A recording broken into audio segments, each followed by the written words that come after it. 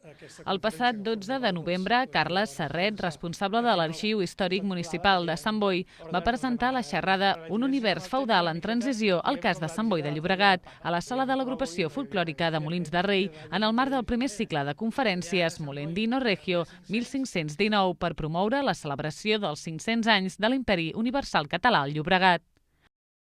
En la presentació, el molinenc Josep Barba va explicar que en la recerca dels senyors dels Castells Llobregat, Sant Boi era una vila important.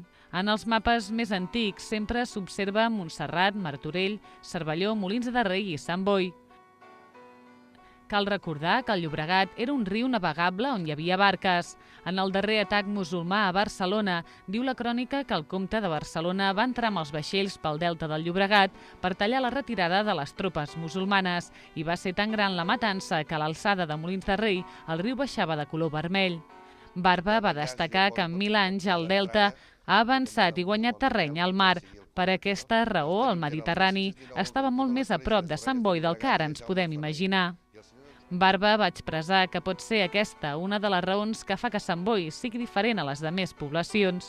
El molinenc concluïa dient que fins ara hem trobat senyors que ho eren de diversos pobles i a Sant Boi passa just al contrari. És un poble on hi ha molts senyors i, casualment o no, hi trobem les famílies Colom, Cabot, Casas, Balasc o Velasco, Manaut d'Aguirre o Guerra, Soler, Casanova, Palau, Vizcarro o Bosch.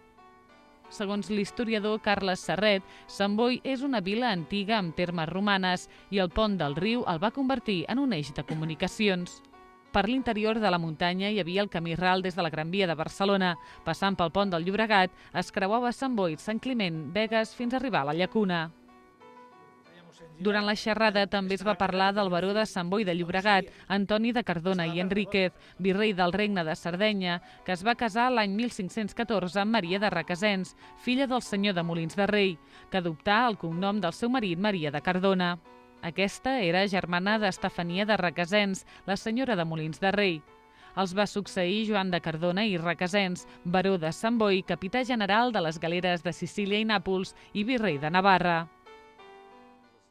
En definitiva, una xerrada extensa d'aquest cicle de conferències que posa de rellevància la importància del passat de la nostra comarca. I que actua una mica